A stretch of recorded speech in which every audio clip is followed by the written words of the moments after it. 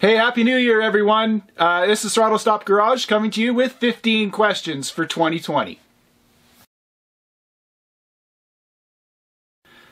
This is a really difficult question, actually. I have no good answer for you. It really depends on what you're doing. If you're just going to be modifying and working on your car, probably a socket set and a quality one. The number one thing I could give you as far as a suggestion is to buy quality tools.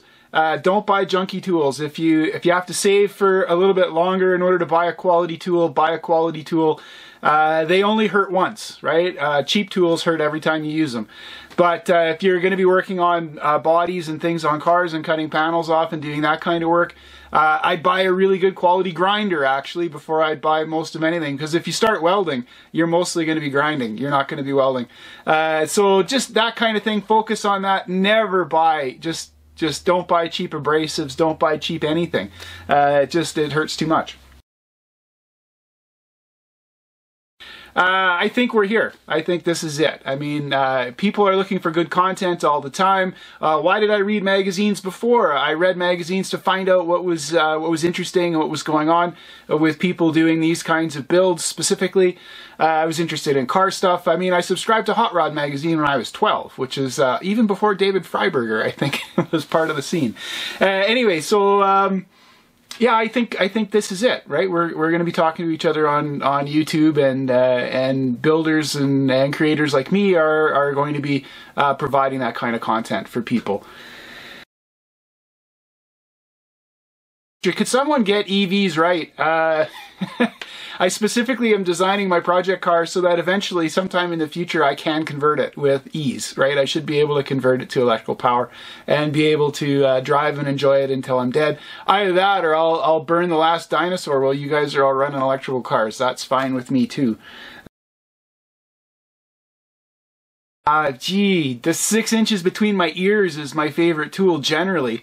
My favorite tool right now. I have a lot of tools. I'm a tool junkie. I admit it. You know, is there a 12-step program? There should be.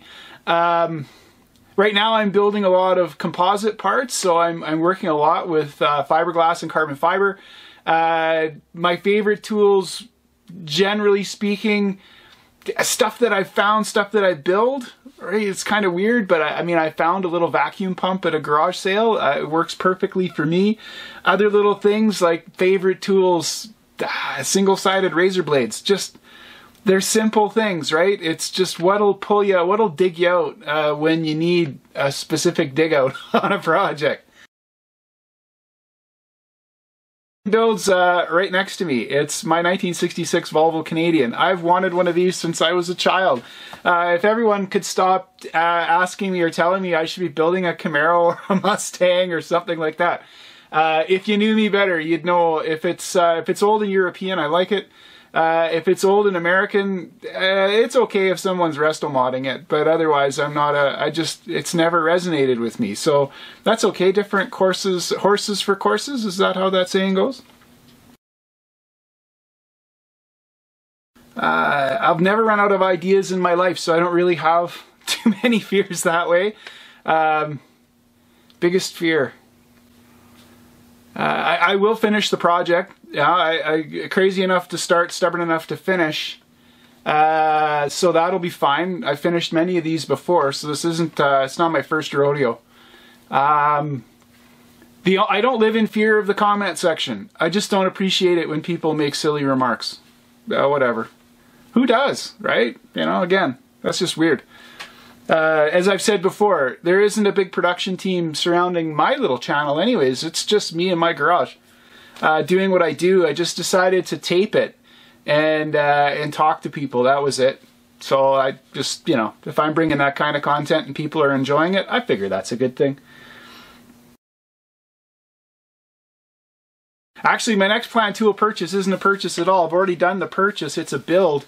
So I'm going to be making an English wheel. I know I'm building composite parts right now, and everyone's kind of excited about the fiberglass and everything else, but you have no idea how much I dislike making fiberglass parts. I like making carbon fiber parts. Let me clarify that. I dislike making fiberglass molds. I work in a very small garage. It's not like small on the UK scale. So if you're in Canada, it's a small 2-car. garage with a car and everything in it. So it's also winter, so it's really tough to get ventilation, and my planning is terrible. So instead of doing this in the summertime when I could have the doors open and I could be polluting the atmosphere of the neighborhood, I'm only polluting the atmosphere of my garage, unfortunately. So so my next build is I'm going to be making an English wheel, because I've got some wheeling work that has to be done on the inside, the back side of the car, and in the engine bay I'm going to need compound curves. So I have no idea how to do that either, but I bought the wheels and I've been working on the other mechanical components in the background just whenever I get a chance. So that'll be the next, that's the one thing I'm looking forward to in terms of tools. I'm always looking forward to a new tool. To automotive celebrity. Is Rich DeBoss an automotive celebrity? He's more of a heavy-duty mechanic guy, but the other day on his 10 questions, he said he wanted to meet somebody who was 50 years old, who liked doing body work, who would be sort of, you know, just around but would be okay with going away. And I thought, hey, Rich, I'm right here. No, I live a long way away from Rich, so that'll never happen. But there's a guy I could imagine going to Tim Hortons with, right? So cheers, Rich. DeBoss Garage. Watch the channel.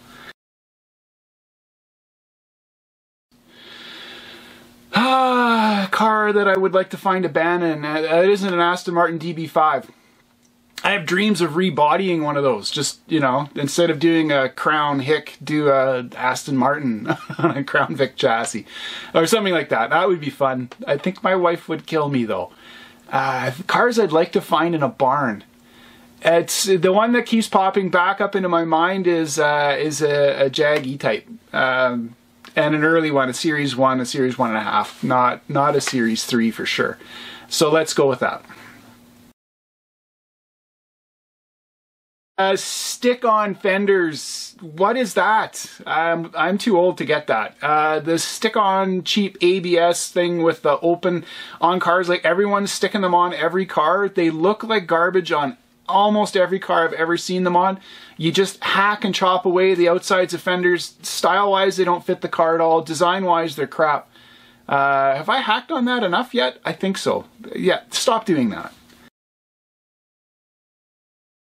Obviously, electric vehicles are going to be the next big, they are the big trend currently. And then we're waiting on, again, the hot rodding customizing community to take over that. Because that makes it, I mean, that's the sign that things have gotten cheap. And when they get cheap, they get good, generally speaking. I've always wanted to race one of those. I think it'd be fun. Not me against them, me in them. That would be different. So, never have I ever done a job that I didn't like at some level. I'm a completely terrible employee. If I'm not interested, I wouldn't make it a day, so I wouldn't have even applied. So I don't think I've ever had, I've done some terrible jobs, but they're always out of necessity. So I used to work construction work back in the day. There were a number of those. Anytime you have a plumbing thing, you don't want to talk to me about that. But I've done that kind of work. Any sort of, that kind of stuff is always pretty nasty. I have no desire to work with content creators. Where am I going to do this? I live in the middle of nowhere in Canada. I like the question though. If I was doing a flyaway, I think the only person that I'd be super interested in spending some time with is George Corellis from Suit Classic Motoring. Hi George, hopefully you're watching. I think his stuff's brilliant and probably some of the best content on YouTube for car stuff, and I think he's just he'd just be an interesting guy to go down to the pub and have a beer with. But I'm reasonably certain, as he's in Ireland and I'm in Canada, that's not going to happen. Events are you attending in 2020? None. I'm not going anywhere until this thing's done. I know you can't see it. It's right there. Everything in my garage is right there. That's just the same way that you are.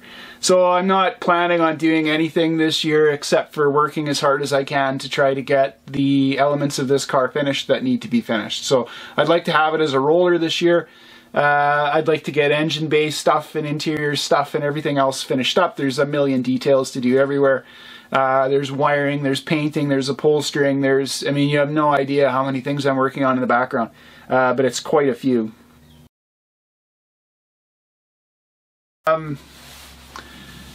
Actually, the Volvo Canadian would be at the top of the list. If you've never driven in these things, you're missing out. They're small-ish. They, even in stock form with a few engine modifications, they can be pretty snappy. They're nice that way. I have no aspirations of, you know, Italian fancy cars, or, you know, I'm not a Cobra guy. You know, muscle cars don't really, whatever.